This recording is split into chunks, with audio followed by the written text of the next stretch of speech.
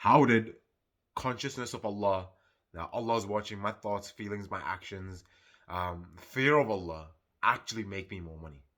I do want to start off by saying, look, I'm not a student of knowledge. Do not take what I'm saying as fact. Please check with the people that you trust, if that matches with whatever you follow, right? So I'm just going to be sharing my experience and what I noticed in my life, and then you can see if you can apply it with yourself. So, how did consciousness of Allah and fear of Allah make me more money? So, I made a post about this on my Instagram quite recently. So, I'll just read off the points that I wrote on there.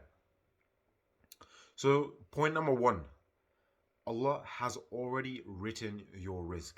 So, a lot of people say that if Allah has already written your rizq, then why do I have to try so much? Why do I have to bother um, to actually get money?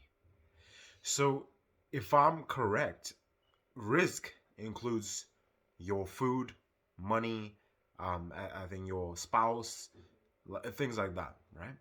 So the rules that apply to one, it's not that it doesn't apply to the rest. What I mean by that is, if let's say you wanted to go out and get like a kebab, right?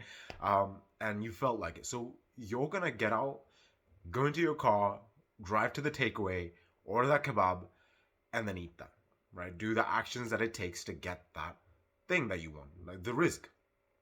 So with money, people say that, okay, I want 10,000 a month.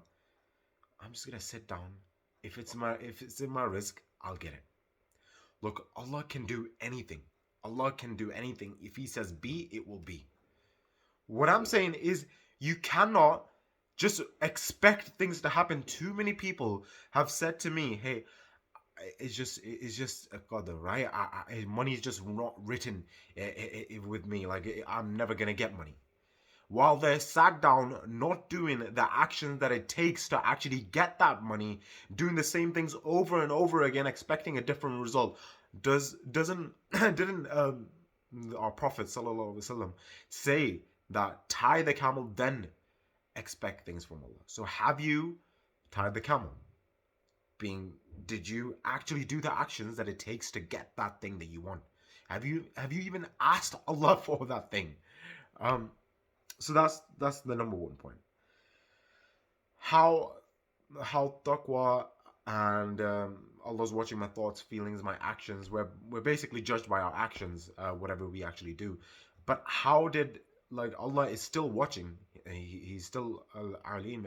As far as I know, it means all knowing. Um, is that I knew that if I was gonna do something bad, or if I was thinking about doing something bad or wronging someone, I was basically, Allah is watching every single thing that I'm doing.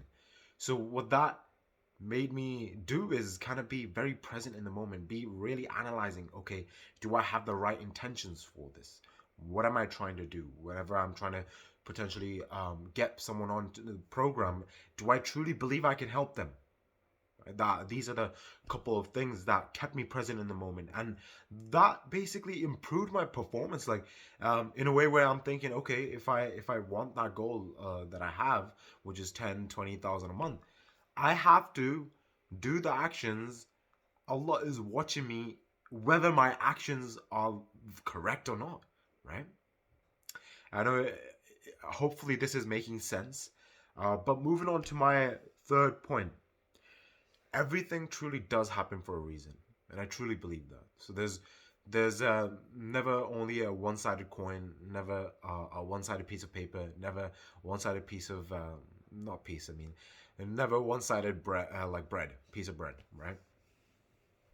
So what that means is there's never just one aspect of a situation. I know a lot of things might have happened in your life which just seem very unpleasant, but what you have to kind of ask yourself is, you can either be emotional about it or actually kind of get progress in your life. So a lot of people, very bad things have happened. I'm not trying to undermine anyone's situation.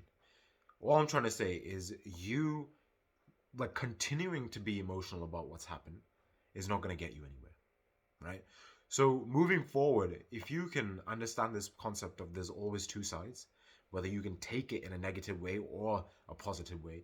And I know it's just that wishy-washy positive mindset stuff, but truly it does help. Because look, if you don't even think that you can actually get to that 10,000 month goal, right, you're not gonna have the energy in your body to actually do the action. So if you do not have like that hope in your mind, it's not going to give your body the energy. It's not going to energize your body to even do those actions, even look out for the right actions. What a lot of people do is just block that off. They don't even ask for it, right?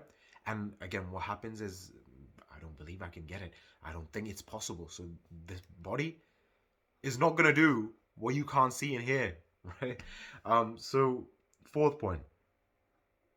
So understanding that everything happens for a reason. All you have to do is ask yourself, what are the right actions moving forward? Understanding that, okay, these things did happen. What can I do moving forward to make sure I get to what I want to do? Hopefully this made sense. So just to end it off, I do want to talk about kind of intentions, why you do something. So you might have goals of 10,000 a month, 20,000 a month, whatever it is that you want to do, buying cars, watches, handbags. But if those are the intrinsic things that are driving you, you know, when those bad moments in business comes, and it is difficult, right? Starting something is difficult. Um, at the start, it'd be very difficult. Like when a rocket is trying to take off, that's where the most energy is required, right? Getting out of the atmosphere or whatever it's called. After that, then it starts to become quite easy because it's already gained the momentum. So what I'm trying to say is going to be very difficult at the start. And if your motivations are, I just want to get money for the sake of having money, right? To feed myself or whatever it is, it's just not going to be powerful enough to actually make you want to keep doing the actions. So something that my mentor told me, like one of my first mentors, he was like, if you have intentions, like for the sake of Allah, trust me, you will get what you want. And that's what I kind of did at the start. My initial intention of why I even wanted to kind of start my own business and look for things and not have to do a 9 to 5 was because I look after my local mosque, which is around 2,000 to 3,000 people in the community. And what that did was, I truly believe that is the main thing that kept me going, has got me very quick results relatively, right? And just having motivations other than yourself is truly what drives you. For myself at this point, once you get past that multiple six-figure mark, is nothing really is exciting anymore money-wise, right? So yeah, I can buy most things, and now it's just like I have to have a drive other than me, and it's serving people and truly giving people what they want. So again, ask yourself, what's your big why? If your big why is just yourself, you're never ever actually going to do it, right? So a lot of people that I've seen fail is they're just saying, I want to feed myself, I want this for myself, rather than it being for someone other than you, right? Because if it's just for yourself, it really will not allow you to do the actions that it takes. And what you really need to understand is risk. It applies for three things, which is food, your spouse, your money, right? If I'm not wrong. Different rules do not apply for each. It's, if you want it, ask for it first, ask Allah for it, then start doing the right actions or looking for the right actions. Because in this life, everything's cause and effect. You do something and then you get the result. It doesn't just happen. Like, everyone really needs to wake up. Like, I see a lot of Muslims just saying, oh, it's called a, like, I'm not meant to get money. But you're not doing anything to get that money. Like, you've just like shunned everything off that it doesn't work and I can't get it. And you're not even doing the action. So again, if you don't energize this by having hope, you're not going to energize the body to even do the actions. So I really love to see what you think and if you think this could apply in your situation. And let me know if you need any help on my side.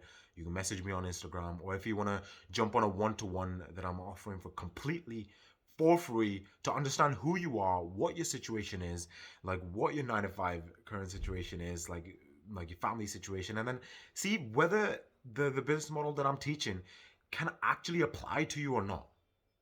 Right? If not, I'll guide you in the best way possible.